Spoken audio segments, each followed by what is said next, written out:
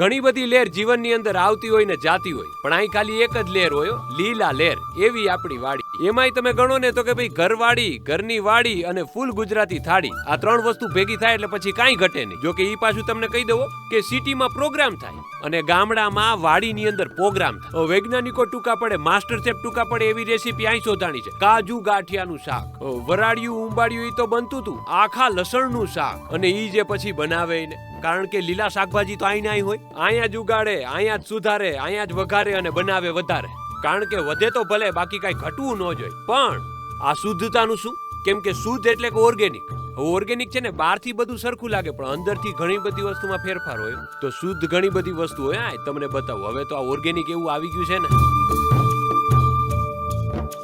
એટલે આ ઓર્ગેનિકની મેં તમને વાત કરી ને. ઓર્ગેનિક એ શબ્દ ક્યાંથી આવ્યો? પેલા શું છે કે પૃથ્વી, અગ્નિ, જળ, વાયુ, આકાશ બધું હતું એકદમ ઝકાસ. પણ હવે તો આપણને ખબર છે ને કે પછી થોડીક ભેળસેળ, પ્રદૂષણ, એને કારણે હવે આપણે હાઇલાઇટ કરીએ છીએ કે ભાઈ ઓર્ગેનિક. અહીંયા માણસને તો દવાની જરૂર પડે છે, હવા ને જમીનને એવું થઈ ગયું છે કે છોડવાઓને દવાની જરૂર પડે છે. એને એના વગર નથી ચાલતું. પણ આ જે તમને બધું દેખાય ને એ ઓર્ગેનિક છે. જે પેલા હતું એમ કુદરત. એટલે કે એવું વાતાવરણ જેવું આપ્યું, જમીન એવી આપી કે કુદરતી રીતે સરસ મજાના ન્યુટ્રિશન સાથે ગ્રો કરે. પણ આ જો કે આ લોકો તો છૂટું છૂટું ઘણું ઉગાડે છે. ઘઉં છે, મકાઈ છે, જાર છે, ચણા, શેરડી એ ઉગાડાય, એ એકદમ ઓર્ગેનિક.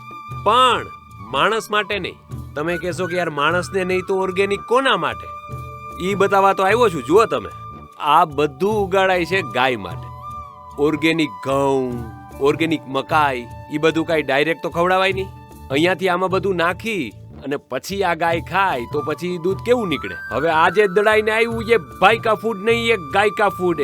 આ ગાય માટેનું ફૂલ મેનુ છે. ઘઉં છે, આની અંદર મકાઈ છે, જુવાર છે, ઘી ગોળ છે, મિનરલ્સ છે અને કપાસિયા છે. એટલે આ જે બધો પૌષ્ટિક ઓર્ગેનિક ખોરાક આવ્યો, એટલે આમ ગાયને આપણે માતા કહીએ. બધાનો હક છે. પણ પેલો હક કોનો? તો પેલો હક વાછરડાનો લાગે અને એ દૂધ પી લે અને પછી આ શુદ્ધ દૂધ છે એ લોકો માટે પહોંચાડતું કરવામાં આવે છે. હવે આટલું શુદ્ધ દૂધ ખાલી પેસ્ચ્યુરાઇઝ થશે, જેથી કરીને એના જે પોષક તત્વો છે એ જળવાય અને પછી ડાયરેક્ટ ડેઈલી Z2 મિલ્કની બોટલમાં પેક થઈ અને તમારા ઘરે. ગીર ગાય એટલે આપણું ઘરેણું કહેવાય, આપણી માતા કહેવાય. સાંસ્કૃતિક મહત્વ પણ એટલું છે. જુઓ તમે, આનાથી ખબર જ પડી જાય કે આ ગીર ગાય છે. અને એમાં જ્યારે આટલો શુદ્ધ ખોરાક, આટલી પવિત્ર જ્યારે આપણે ગાય માતાના પેટમાં જાય તો એ દૂધ તો જોરદાર જ હોવાનું ને. અને એની તમે જ્યારે મહેમાનને ચા પાવ ને, એટલે મહેમાન બીજી વાર આવે કે ભાઈ અમને તમારા જેવી ચાય જોઈએ, પણ એને માટે આવું સરસ દૂધ અને આવી સરસ ગાય જોઈએ. એટલે ડેઈલી Z2 મિલ્ક જે હંમેશા શુદ્ધતાની ખાતરી તો આપતું જ. અને આજે અહીંયા આપણે આવી અને આપણે ચકાસ્યું છે. બાકી ડેઈલી Z2 મિલ્ક, શુદ્ધતાની ખાતરી. મજા કરતા રહો.